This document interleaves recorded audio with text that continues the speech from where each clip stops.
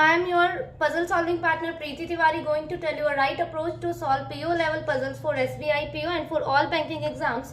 So stay tuned till the end of this video. Let's start the video.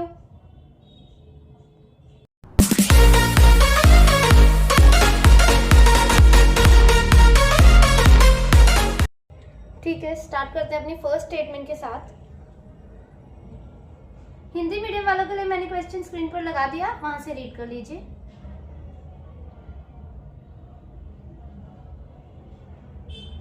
5 persons D, E, F, G and H are working in a company at different designations such as chairman, chief executive officer, chief financial officer, sales executive and PM.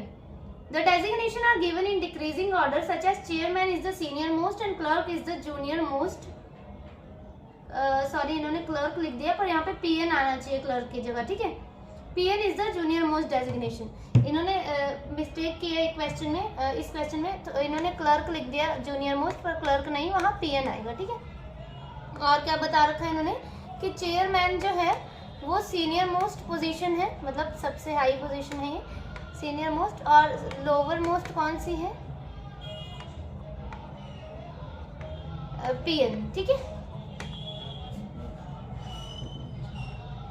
Each person has different number of books. सबके पास different numbers की books हैं, ठीक है। The one who has 49 books is junior to the one who is CFO. Only one person is designated between G and the one who has 49 books. The one who has 23 books is immediately senior to G. The sum of the number of books with the one who is chairman and CEO is 77. Chairman और CEO कि जो books का number है वो total कितना है 77। दोनों को ऐड करके जो है, दोनों के बुक्स का नंबर ऐड करके 77 बनने चाहिए। D is 2 persons junior to the one who has 44 books. The difference between the number of books with G and E is 10. E doesn't have 34 books. The sum of the number of books with H and D is 73, ठीक है। और H और E का कितना number है, मतलब total करके कितने आने चाहिए 73, ठीक है।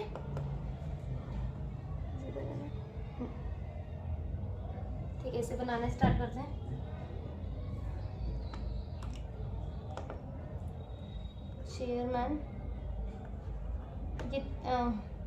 चेयरमैन को CM कर दे रही हूँ मैं, ठीक है। Chairman, CEO, CFO, sales executive, SE and PM, ठीक है।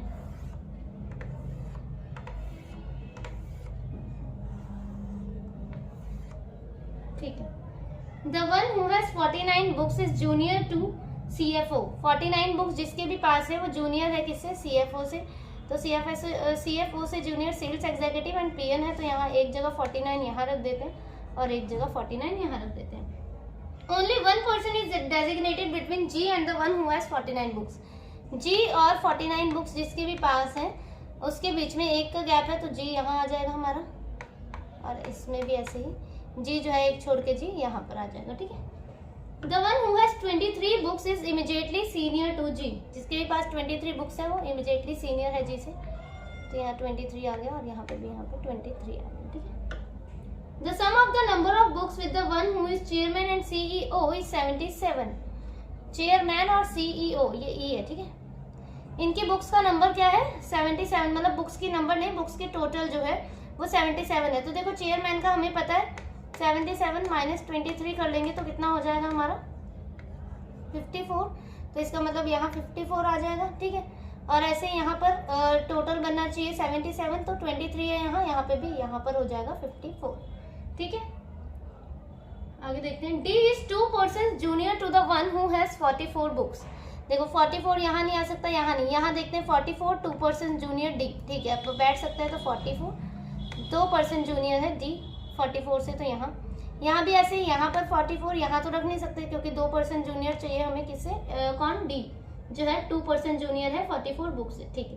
The difference between the number of books with G and E is 10। G और E का डिफरेंस कितना है 10 है, तो देखो यहाँ 54 है, यहाँ 44, ये दिख रहा है 10 का डिफरेंस, और तो कहीं नहीं दिख रहा।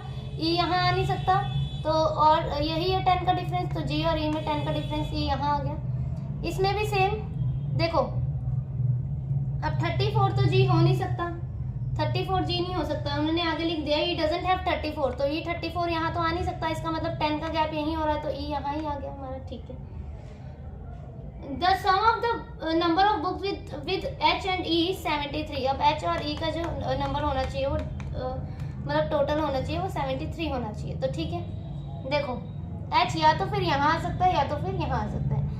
एच को अगर मैं 23 लेती हूँ तो 23 प्लस 44 ये ई है, कितना हो जाएगा हमारा 67, मतलब ई यहाँ नहीं आ सकता। अब ई के लिए क्या जगह बची है, पर 49 और 44 का कितना होता है, ये तो 93 हो गया, मतलब ना ही ई इस जगह पर आ सकता है ना ही इस जगह पर, इसका मतलब ये कंडीशन ही गलत हो गई। अब एच और ई का जो वो है टोटल है वो कितना है, 73 है। सेम बना कर लेते हैं, एच अगर यहाँ रखती हूँ मैं तो इसका तो 77 हो रहा है टोटल, तो मतलब ई यहाँ नहीं, सॉरी एच यहाँ नहीं आ सकता, एच अब यहाँ आएगा। अब किसका, एच और ई का टोटल हमें कितना चाहिए, 77, और हमारे पास वैल्यू किसकी गिवन है, ई की 54, तो ठीक है हम इसे माइनस करके निकाल लेते हैं एच की। तो एच कितना हो गया हमारा, वेट 77 नहीं 73 था, सॉरी ठीक है। तो ठीक है 54 प्लस कितना हो जाएगा 19, ठीक है 54 प्लस 19 कितना हो जाएगा 73। तो ये हो गया एच और ई, 73 हो गया। कैसे निकाला, एच और ई की वैल्यू हमें गिवन थी, टोटल हमें गिवन था 73, ई की वैल्यू हमें गिवन थी 54, तो 73 माइनस 54 कितना हो गया 19 हो गया। अब यहाँ पे कौन बच गया, जो भी बच गया वो यहाँ पे आ जाएगा, डी ई एफ, एफ बच गया, एफ यहाँ आ जाएगा। ठीक है, ये हमारी कंडीशन सॉल्व होगी। ई 54, एफ 23, जी 44, एच 19, डी 49। ठीक है, नेक्स्ट वाली देखते हैं।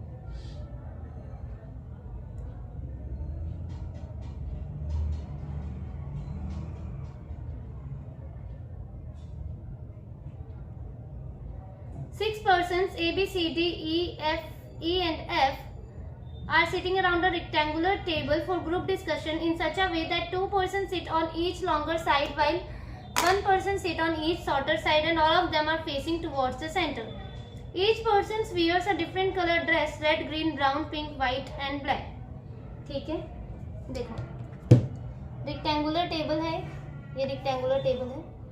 ठीक है, ये जो है ये वाली साइड हमारी लॉन्गर साइड होती है। ठीक है, इसको हम लॉन्गर साइड बोलते हैं और इसको हम शॉर्टर साइड बोलते हैं। ये मैं क्यों समझा रही हूँ, क्योंकि ये लिखा हुआ है कि इन्होंने लिखा है कि दो पर्सन दो लॉन्गर साइड में बैठे हैं, मतलब एक साइड में दो पर्सन बैठे हैं लॉन्गर साइड के, शॉर्टर साइड में एक एक पर्सन बैठे हैं। ठीक है, ऐसे बनेगा कुछ डायग्राम कि दो पर्सन लॉन्गर साइड में और एक एक पर्सन शॉर्टर साइड में बैठे हैं।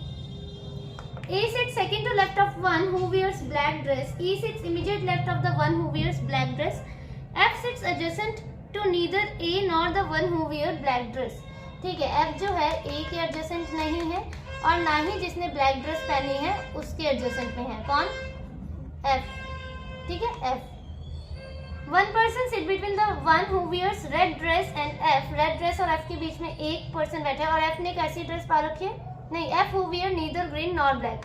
F जो है ग्रीन और ब्लैक ड्रेस नहीं पहनता। ठीक है, पहनती या पहनता जो भी है, ग्रीन और ब्लैक ड्रेस नहीं पहनता। Sorry, the one who wears green dress sits immediate right of the one who wears white dress. B sits immediate left of D who wears brown dress. C doesn't sit on the longer side of the table. C जो है longer side में नहीं है, C हमारा shorter side में है, किसी भी शॉर्टर साइड में। ठीक है, सॉल्व करते हैं तो सब।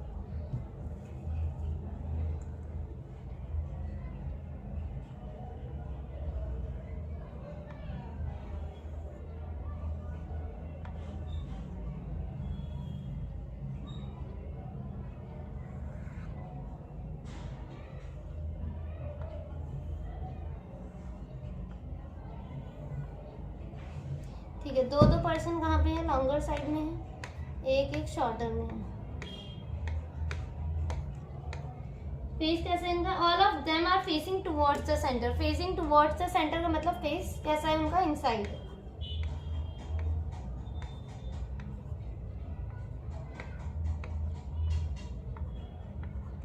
ठीक है। A sit second to left of one who wears black dress. A जो है सेकंड टू लेफ्ट है किसके, जिसने भी ब्लैक ड्रेस पहन रखी है, ठीक है। और देखो तो क्या करते हैं हम, एक जगह ब्लैक को लॉन्गर साइड में ले लेते हैं और एक जगह शॉर्टर साइड में ले लेते हैं। तो एक जगह ब्लैक को इस यहाँ पर ले लिया और एक जगह ब्लैक को हमने यहाँ ले लिया। और एक क्या है, A sit second to left of one, तो second to left of one है तो ए यहाँ हो गया और इसके हिसाब से ए जो है हमारा यहाँ पे हो गया, ठीक है। E sits immediate left of one who wear black dress. ये जो है इमीडिएट लेफ्ट है किसकी, ब्लैक ड्रेस के, तो ठीक है यहाँ ब्लैक है, ठीक है। तो ये कहाँ पे आ गया हमारा, यहाँ। और इसमें E sits immediate left of one, तो यहाँ ब्लैक है तो यहाँ आ गया हमारा ई, ठीक है। F sits adjacent to neither A nor the one who wear black dress. F ना ही ए के एडजेसेंट है, मतलब ना ही यहाँ पे आएगा और ना ही ब्लैक ड्रेस के एडजेसेंट है, ना ही यहाँ पे आएगा। इसका मतलब एफ यहाँ ही आएगा। सेम सिचुएशन यहाँ पे भी है, एफ यहाँ पे भी नहीं आएगा ना यहाँ पे आएगा, एफ यहाँ पर ही आएगा हमारा, ठीक है। आगे देखते हैं। One person sit between the one who wear red dress and F. F और रेड ड्रेस के बीच में एक पर्सन का गैप है, तो एक छोड़ के रेड यहाँ नहीं आ सकता, एक छोड़ के रेड कहाँ आ गया हमारा, यहाँ। सेम एक छोड़ के रेड यहाँ नहीं आ सकता, एक छोड़ के रेड कहाँ आ गया हमारा, यहाँ, ठीक है। F who wears neither green dress nor black dress, ठीक है। एफ जो है ग्रीन और ब्लैक ड्रेस नहीं पहनेगा। The one who wears green dress sits immediate right of one who wear white dress, ठीक है। इसके पहले ये वाली कंडीशन देखो, B sits immediate left of D who wear brown dress. B जो है इमीडिएट लेफ्ट है डी के, जिसने ब्राउन ड्रेस पहनी है। तो मतलब बी और डी के लिए हमें दो इकट्ठे सीट चाहिए, ठीक है, दो इकट्ठे चाहिए ना जगह। तो मतलब बी और डी जहाँ पे भी आएंगे साथ में ही आएंगे। B sits immediate left of D, तो मतलब यही आएगा, यही आएगा, मतलब इसी साइड आएगा। यहाँ पर तो आएगा नहीं बी और डी, तो यहाँ पर ही आएंगे। तो B sits immediate left of D, तो डी यहाँ नहीं आ सकता, डी यहाँ, तभी बी यहाँ आ गया। और D who wears brown dress, तो बी डी का कितना क्या हो गया हमारा, ब्राउन, ठीक है। यहाँ पे भी सेम, बी और डी यहाँ नहीं आ सकते, बी और डी यहीं आएंगे। और बी जो है इमीडिएट लेफ्ट है किसके, डी के, तो डी यहाँ आ गया, बी यहाँ आ गया। पता लगा ना बी यहाँ क्यों नहीं रखा, क्योंकि फिर डी इमीडिएट राइट में हो जाता, ठीक है। और B sits immediate left of D, sorry D यहाँ, बी यहाँ, ठीक है। और डी सिट्स इमीडिएट, डी नहीं है, B sits immediate left of D who wears brown dress, तो ठीक है ब्राउन हो गया यहाँ पे हमारा, ठीक है। अब क्या बोल रहे हैं वो, देखो अब ये एक चीज इन्होंने लिखी थी कि सी जो है ना वो शॉर्टर साइड में बैठा है, मतलब सी लॉन्गर साइड में नहीं बैठा है। C doesn't sit on longer side of the table, मतलब सी जो है इस साइड में बैठा है, सी शॉर्टर साइड में बैठा है, लॉन्गर साइड में नहीं बैठा। पर शॉर्टर साइड में एक जगह इस वाली कंडीशन में ई आ गया और एक जगह यहाँ पर एफ आ गया, तो इसका मतलब ये वाली कंडीशन गलत होगी। क्यों, क्योंकि हम यहाँ पे सी को एडजस्ट नहीं कर सकते। अब यहाँ पे एक जगह खाली है सी के लिए, तो हम यहाँ रख देते हैं। अब एक लाइन हमारी रह गई थी, तो वो देखते हैं। The one who wears green dress sits immediate right of one who wears white dress, मतलब ग्रीन और व्हाइट जहाँ पर भी आएंगे साथ में आएंगे, दो जगह चाहिए, तो कौन से दिख रहे, देखो यहाँ नहीं आ सकता है, यहाँ ही आ सकते हैं, ठीक है। क्या लिखा है उन्होंने, the one who wears green dress sits immediate right of one who wear white dress, तो मतलब व्हाइट हमारे यहाँ आ जाएगी, ग्रीन यहाँ आ जाएगा, और इसके साथ ही कंडीशन भी ठीक हो जाएगी। अब कौन बच गया हमारा, रेड ग्रीन ब्राउन पिंक, तो ई हमारा पिंक हो जाएगा। E pink, A red, C green, F white, D brown, D black, ठीक है। ये कंडीशन भी हमारी सॉल्व हो।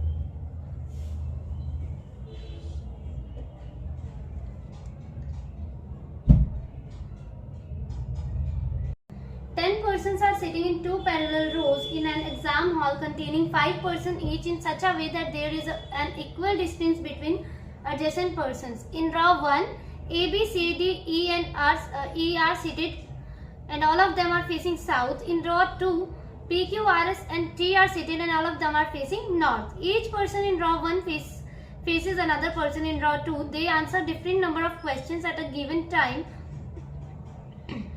No one answered more than 65 questions. All the information is not in the same order. ठीक है, देखो 10 लोग हैं, दो लाइनों में बैठे हैं। फर्स्ट वाले साउथ फेसिंग है एंड सेकेंड रो वाले नॉर्थ फेसिंग है, ठीक है ऐसे। और फर्स्ट रो में कौन बैठे हैं, A B C D E, और सेकंड में PQRST, ठीक है। और इन्होंने क्या बोला, no one answered more than 65 question. 65 question से ज्यादा किसी ने भी आंसर नहीं किया है, ठीक है। ये हमें याद रखना है कि 65 क्वेश्चन से ज्यादा किसी ने भी आंसर नहीं किया।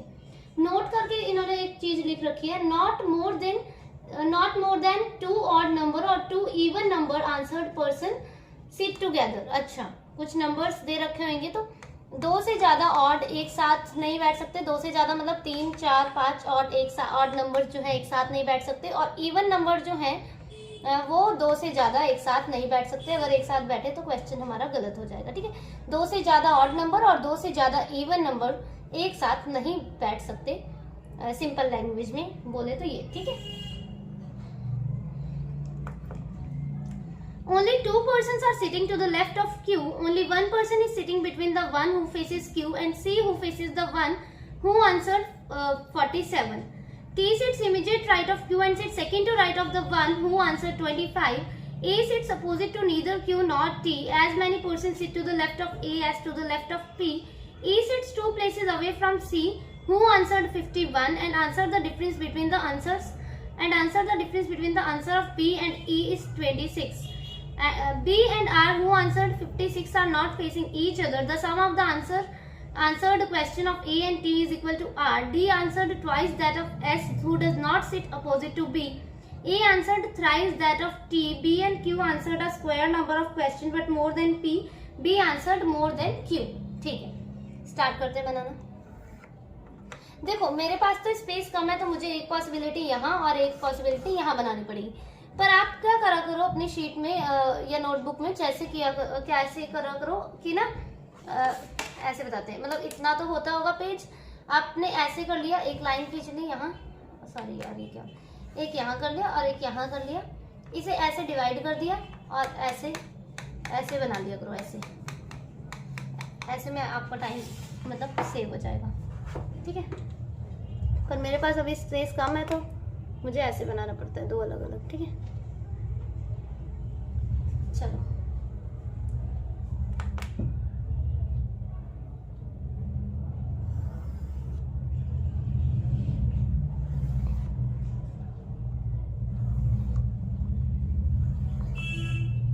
ये पॉसिबिलिटी नंबर 1 है। फर्स्ट ड्रॉ वाले कैसा देख रहे हैं, साउथ, तो ये हमारी फर्स्ट ड्रॉ है। सेकंड वाले नॉर्थ, ये सेकंड है, ठीक है।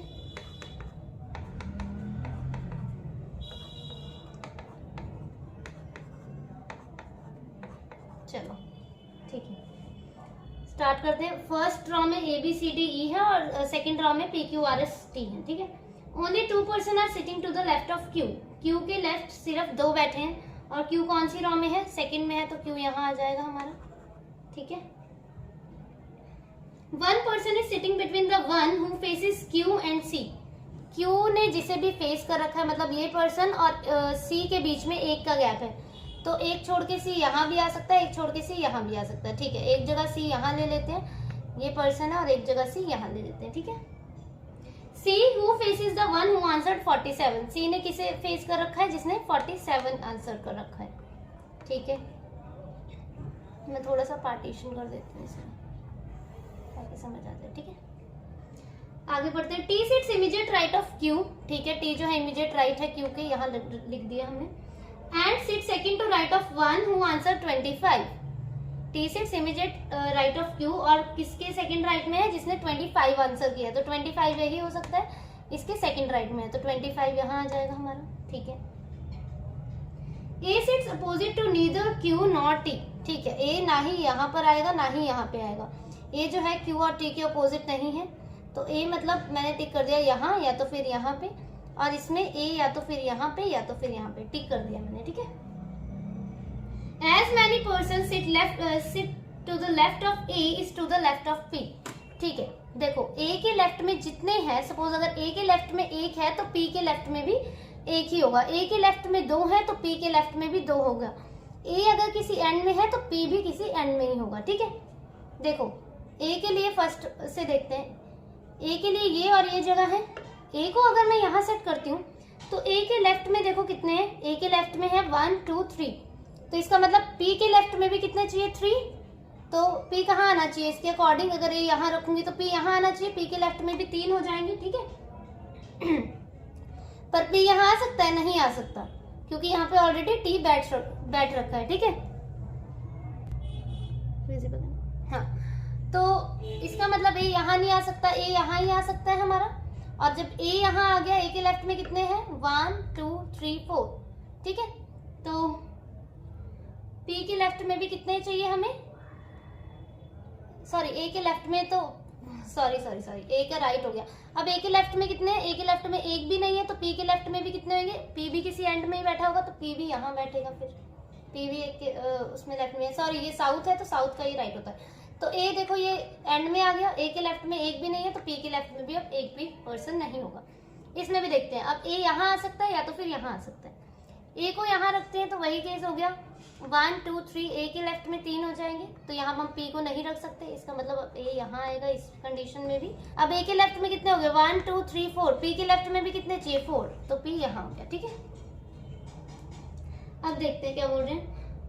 E sits 2 places away from C, E जो है 2 छोड़ के है C से, तो E यहाँ आ गया और यहाँ पे E यहाँ आ गया। C who answered 51, C जिसने आंसर कितना किया है 51, तो ठीक है 51 यहाँ हो गया। And answer the difference between the answer of P and E is 26, P और E का देखो कितना है डिफरेंस 26 है। अब देखो ये 47 है, ठीक है, यहाँ पे मैं करके दिखाती हूँ 47, तो 47 में अगर 26 डिफरेंस 26 है ना, 26 ऐड कर देंगे तो कितना हो जाएगा हमारा 73 हो जाएगा।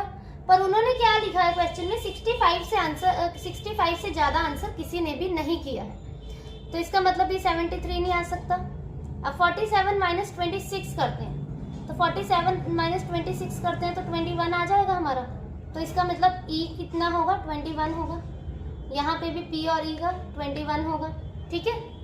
समझ आया ना 73 क्यों नहीं लिया, क्योंकि उन्होंने बोला 65 आंसर से ज्यादा किसी ने भी आंसर नहीं किया है।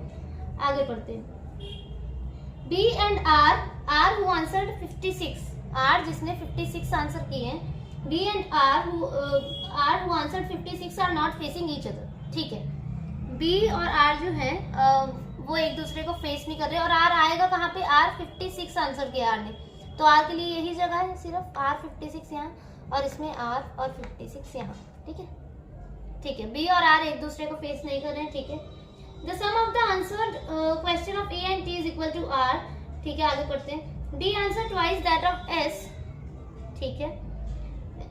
S who does not sit opposite to B, S जो कि अपोजिट नहीं है B के। देखो यहाँ पे इस वाली केस में देखो S यहाँ ही आ सकता है, S भी B के अपोजिट नहीं है, मतलब B यहाँ नहीं आ सकता, B यहाँ आ जाएगा। यहाँ पे भी S यहाँ ही आ सकता है सिर्फ, और कोई जगह नहीं है, B यहाँ नहीं आ सकता, B यहाँ आ जाएगा। अब क्या किसके लिए, D के लिए ये जगह बच गई सिर्फ हमारे पास, ठीक है। अब देखते हैं एक करके और क्या बोल रहे हैं।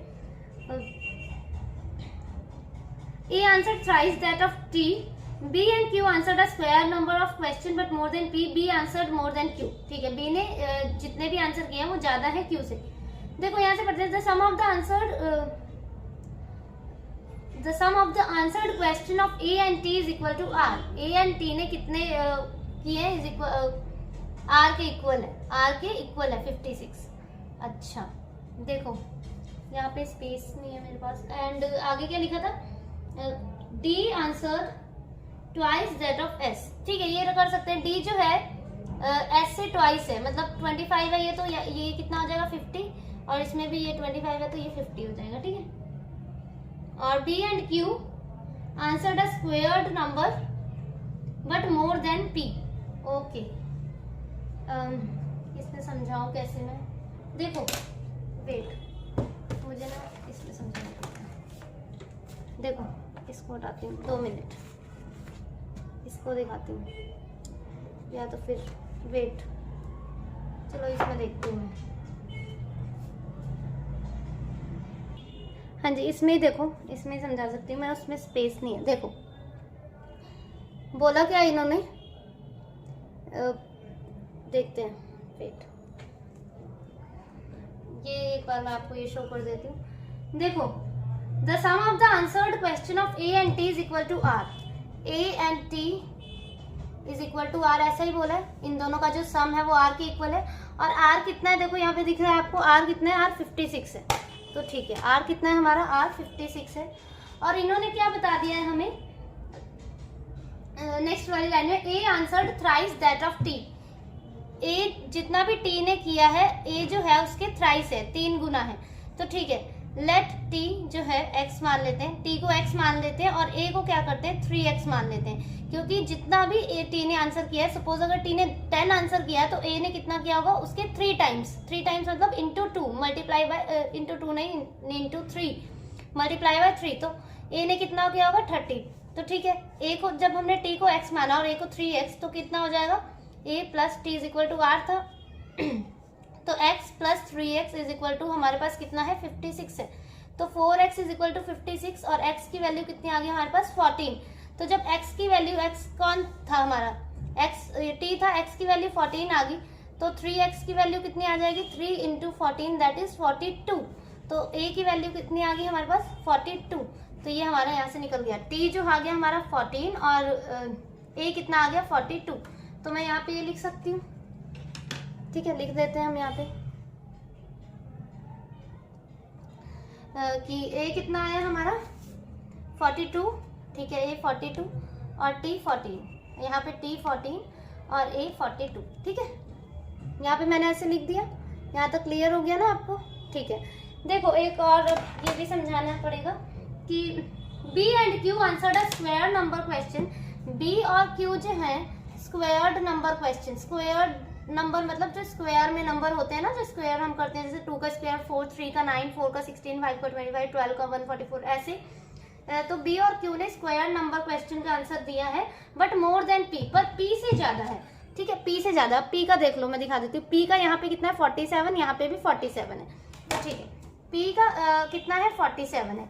और क्वेश्चन के अकॉर्डिंग हमें देखना है, क्वेश्चन में क्या बोला गया है कि कितने से ज्यादा नहीं होना चाहिए, 65 से ज्यादा नहीं होना चाहिए।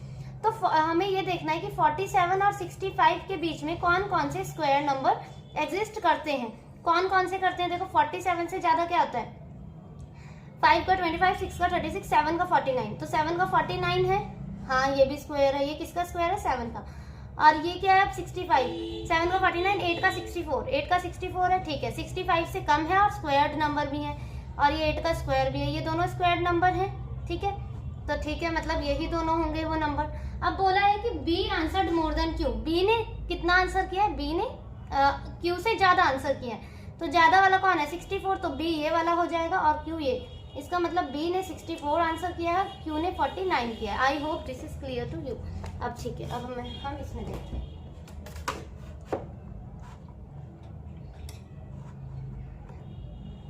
ठीक है। तो अब हम लिख देते हैं B ने 64 किया है और Q ने 49, और इसमें भी लिख देते हैं Q ने 49 और B ने 64।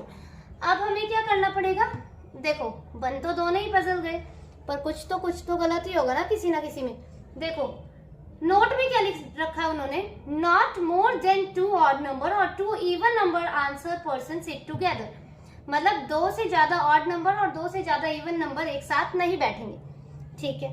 फर्स्ट वाले केस से ही देखते हैं, ये ऑड है, इवन, ऑड, इवन, इवन, ठीक है, कोई बात नहीं। 2 से ज्यादा मतलब हमें 3 नहीं दिखनी चाहिए, ठीक है, मतलब ये वाला ठीक है। सेकंड वाली रो में देखते हैं, ये भी ऑड, ये भी ऑड, ये भी ऑड। बोला क्या है, 2 से ज्यादा ऑड नंबर नहीं बैठ सकते, 2 से ज्यादा नहीं बैठ सकते, तो इसमें कैसे बैठ गए, इसमें तो 3 बैठ गए, इसका मतलब ये गलत हो गया, ये कंडीशन गलत। इसमें भी चेक कर लेते हैं, देख लो, even, even, odd, even, even, even, odd, odd, even, odd, ठीक है। मतलब ये वाली सेकंड वाली जो कंडीशन है, ये वाली हमारी सही होगी, A D E B C R S Q T P, ठीक है। नेक्स्ट वाला देखते हैं, ठीक है। और बाकी आप मेरा टेलीग्राम चैनल ज्वाइन कर सकते हैं, you can join my Telegram channel.